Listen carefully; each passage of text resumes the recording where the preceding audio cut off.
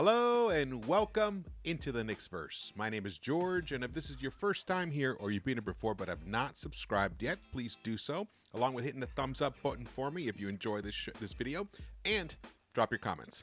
Definitely love the comments, especially after a game like today, which a much-needed win. The New York Knicks came back home to MSG. The first game that they played at home since the passing of the great one, the captain, Willis Reed, and they had a beautiful tribute for him.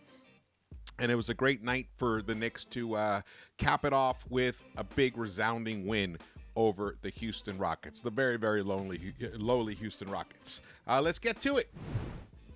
Here we go, 137 to 115. But the Rockets hung around for a long time. That lead, the Knicks would build a lead to like 10, then the Rockets would come back and tie it. It happened several times in this game until finally, in that third quarter, the second half, the Knicks finally decided to play some defense. They clamped down, and Mitchell Robinson was tremendous on the defensive end. He only got credited for 3 blocks, but to me, it almost looked like he got like 8 blocks. That's what it felt like. One block, he just literally just grabbed it out of, I think it was Sengun's hand. As he was trying to drive up for a layup, Mitch just grabbed it right out of his hands. It was tremendous. And then there was almost on the same in the same stretch of minutes, he got another block. Fantastic, but the man of the hour is none other than number 5, Mr. Immanuel Quickley. Outstanding game for him. Unbelievable. 40. He went for a 40-piece. He's going to be eating nuggets all night long with that. 40 points for Mr. Immanuel Quickley. But not only just 40 points. 40 points, 2 rebounds, which is low for him. 9 dimes. He shot 82, 71, 78. Though I'm not sure that's entirely accurate. Yeah, I'm not sure that's entirely accurate. But look at the true shooting, 95.4%, because MSG had him shooting 13 of 17, and then they had him 14 of 17, and now it's 14 of 18. It's listed on NBA.com and ESPN, so he shot 14 of 18. Fantastic, a plus 18. But check this out. To credit New York basketball here. Oh, by the way, this was shout out to Teg at IQ for 3. He tweeted that out. But look at this tweet here from NBA_New York. Tonight, Immanuel Quickley joins Wilt Chamberlain, Larry Bird, and Gail Goodrich as the only players in NBA history to score 40 points, have 9+ assists, and shoot 80% in a game. Wow.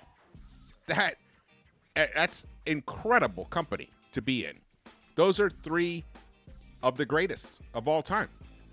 Not that Quickley is gonna end up in that realm, but the man came through with a tremendous game for him, which is good because he was struggling.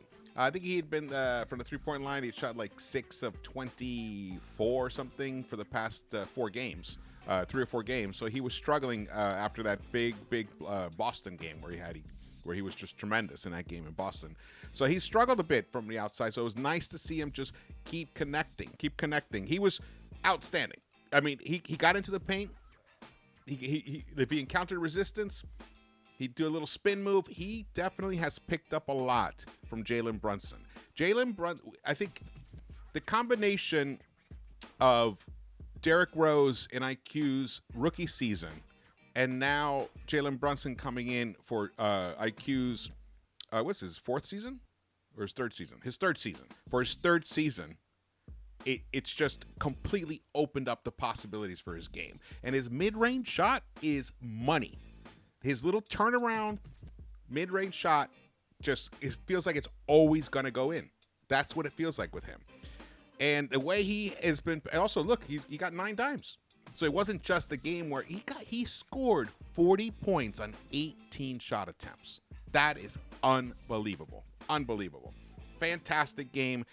And I think what's happened here is also Jalen Brunson didn't play tonight. Sorry, I may have buried that lead, but I think everyone already knew that.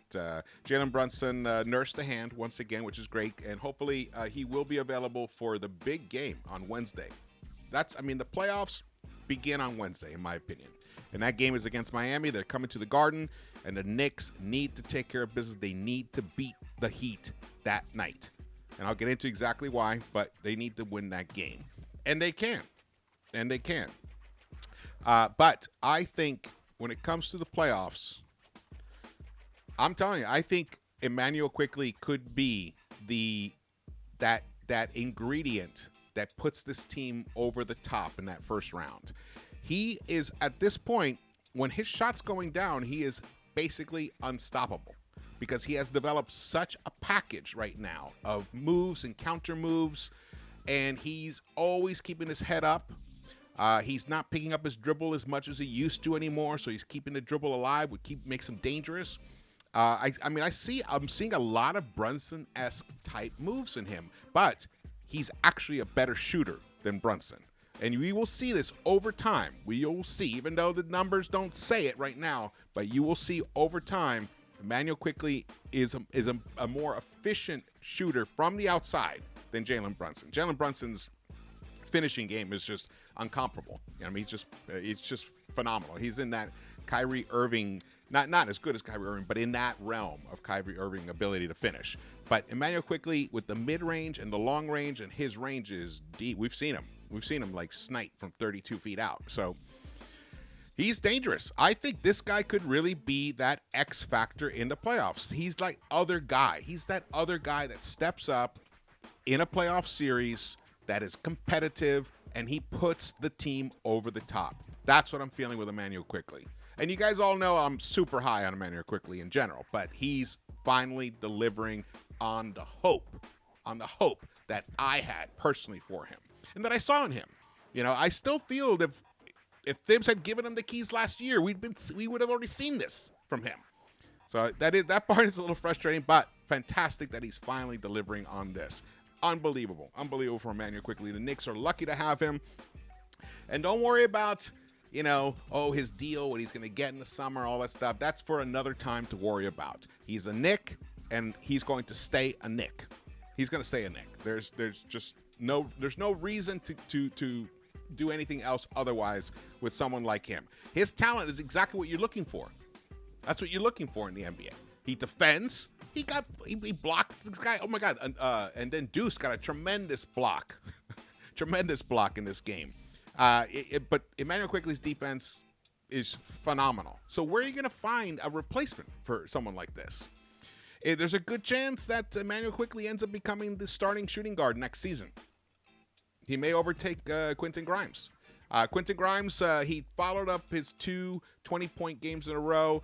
He got off to a poor start. I don't think he even scored in the first half, but he ended up delivering some decent numbers.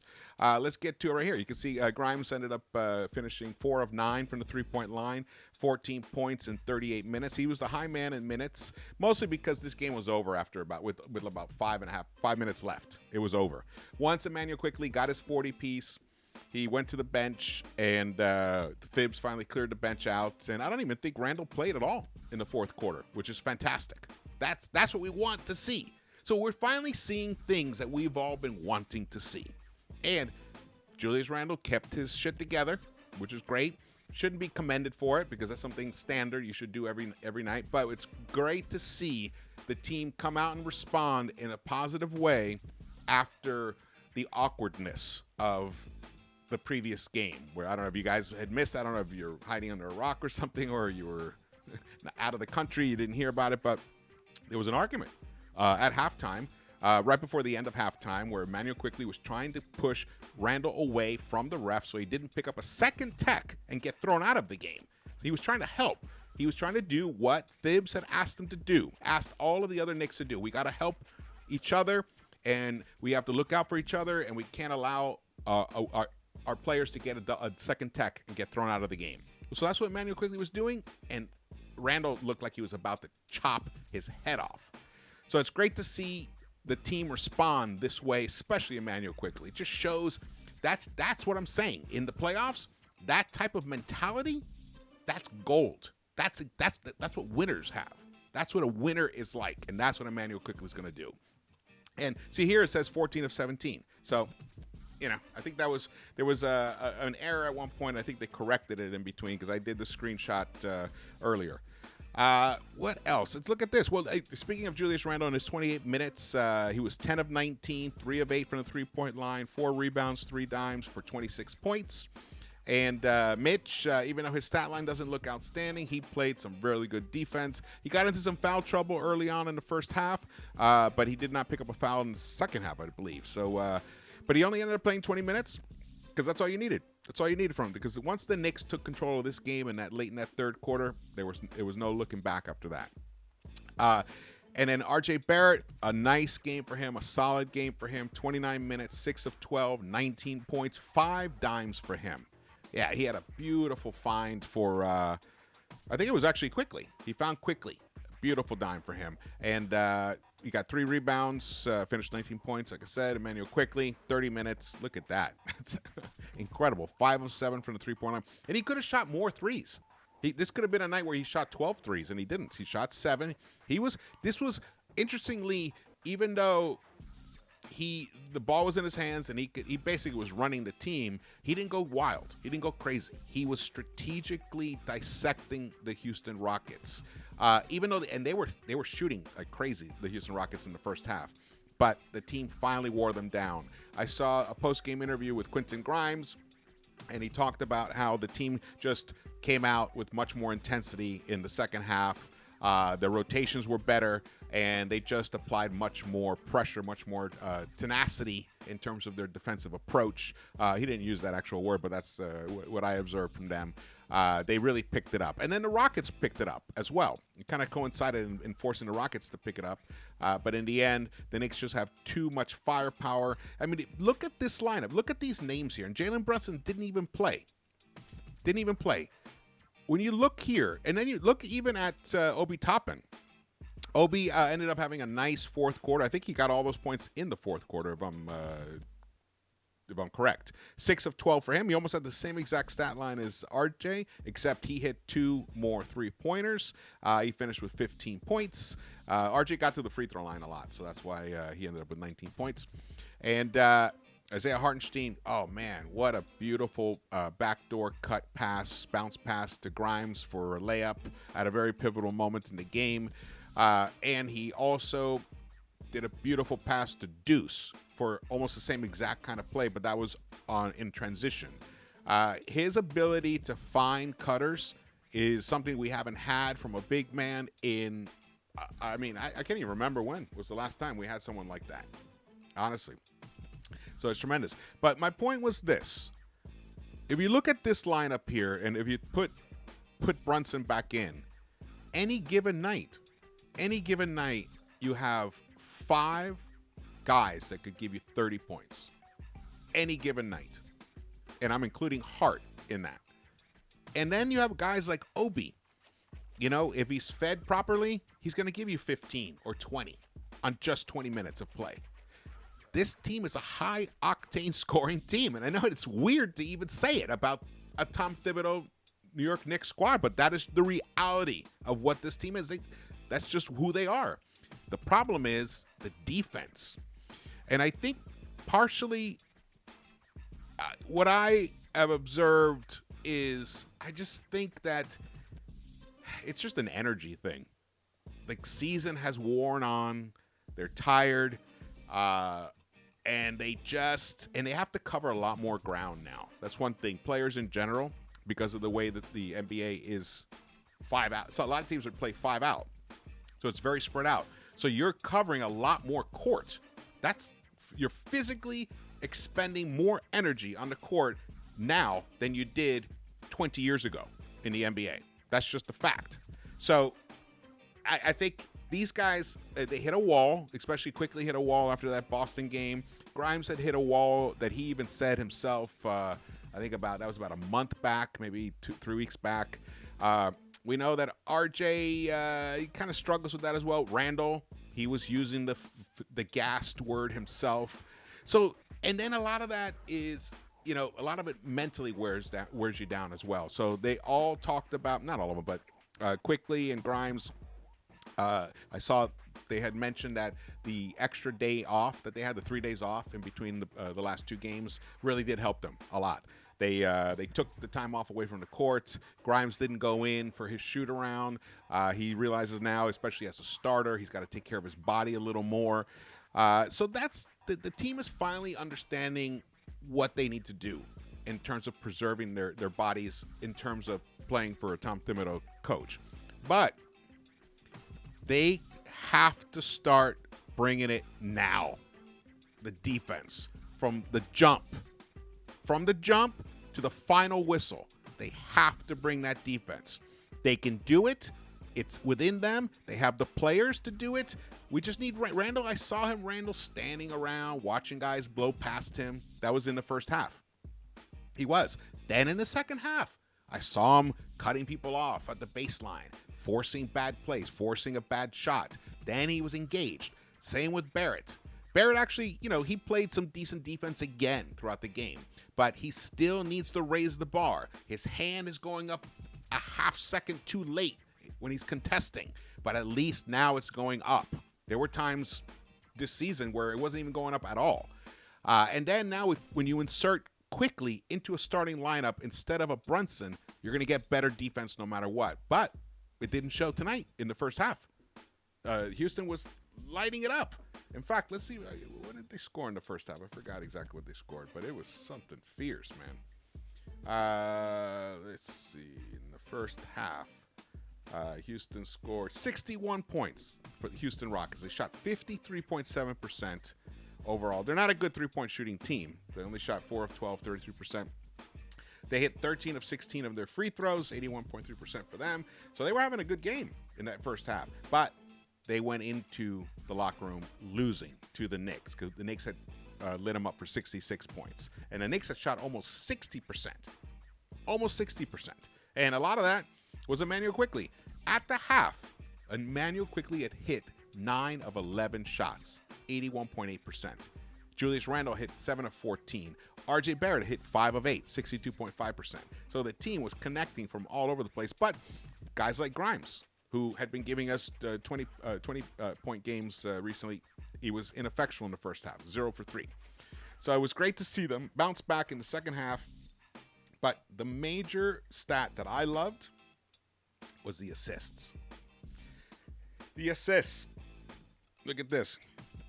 New York Knicks finished with 35 assists tonight.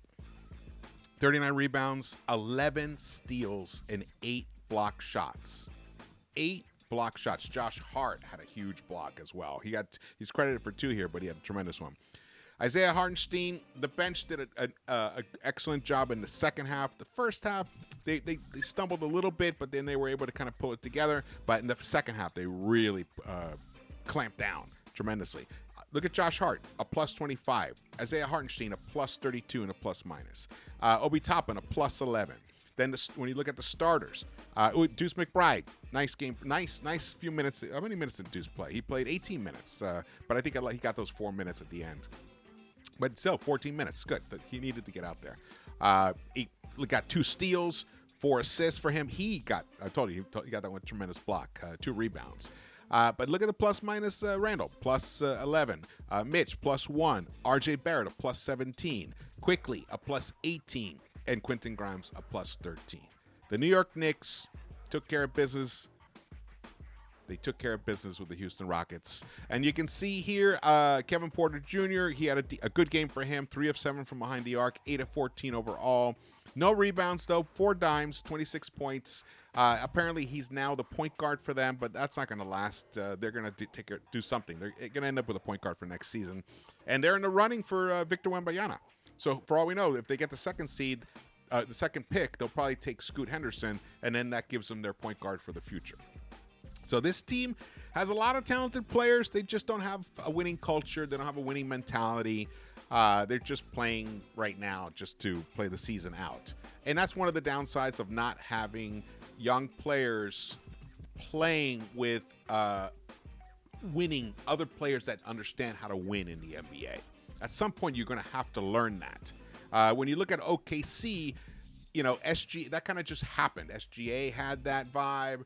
They have Josh Giddey has that vibe about him. They're winners.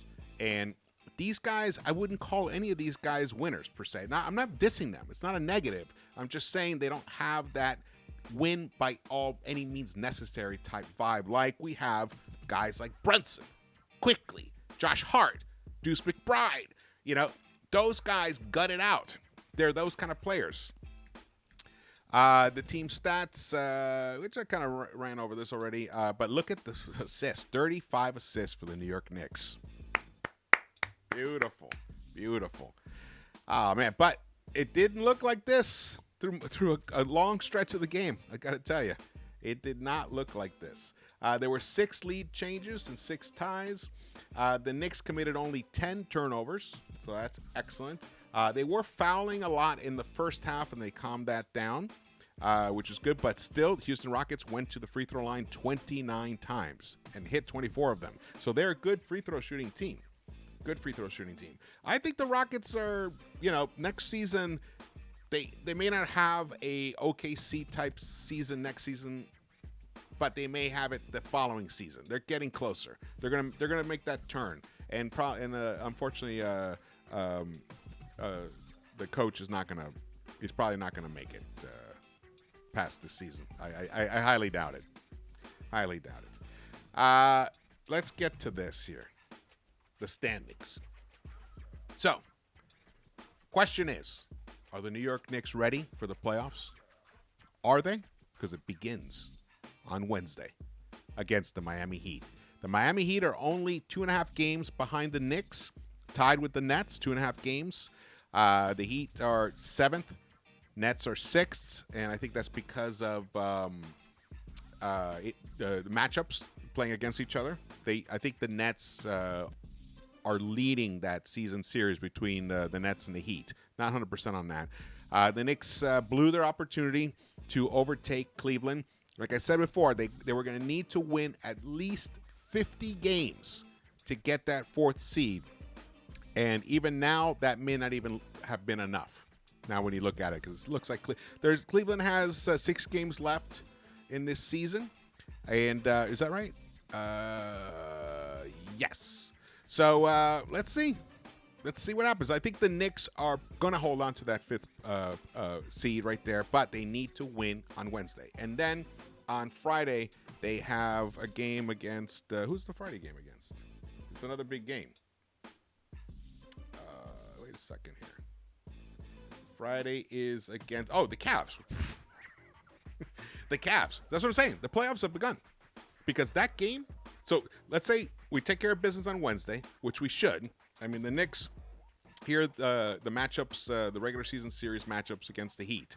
We won the first game by 2. We won the second game by 2. We lost the most recent game by 7, but it was close. The Knicks were right there. They'd even taken the lead at one point in that 4th quarter. So this is a very intense matchup between the two. Knicks need to take care of this game on Wednesday. They need to be ready, and I believe that Jalen Brunson will be back for it. He looks ready. He looks like he wants to come back, and I'm glad he didn't play this game. He got that extra rest, so he's key. He's pivotal to all of this. But then we got Cleveland. So let's say we win that Miami game. We'll be 44 and 33. Then we have Cleveland. If the Knicks take care of that game against Cleveland, they will have swept the season series against the Cavs. That's right. So, and let me 100% confirm that. No.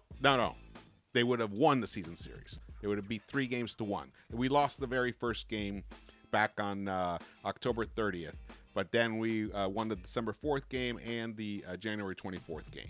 So the Knicks are leading 2-1. So we can't lose the season series between the two of them. But it'd be nice to win it 3-1 and put that fear and doubt into the Cavs' minds. That probably is already there, that we already heard before from Cavs officials or Cavs people in the Cavs organization saying they didn't want to face the Knicks in the playoffs in the first round. So that's already in their heads, and a nice win on Friday would solidify that beautifully. So this team, this is the time.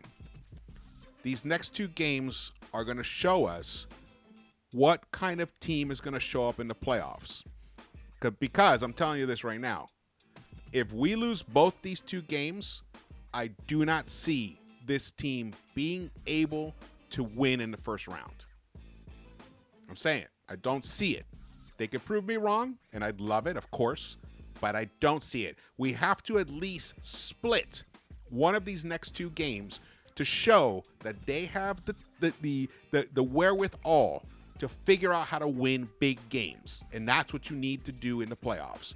Show poise, as Jeff Van Gundy said. Poise is not just poise. Poise is also delivering on the court, having the poise to deliver a great effort on the court, a winning effort on the court when you need to, especially against really tough matchups. So, there it is. Knicks need to at least split these next two games to prove to me that they can get out of the first round. There it is. All right, thank you guys so much for watching this. My name is George. Please subscribe, hit the thumbs up button if you enjoyed this, and drop your comments. Definitely love to hear all the comments. I want to hear your feelings about all of this. And Immanuel QUICKLEY, fantastic game. I expect more of this from you. Now, maybe not, 14 out of 18 shooting, but I expect some incredible shooting from you. And I love everything that you have done with your game and the way you've dissected it and the way that you improve on the things you do well. That to me shows that your ceiling may be higher than most have realized. Not me, because I've already said you could be a top 10 point guard in the NBA, and I'm not taking that back at all. Thank you. I will see you around the Knicks-Verse.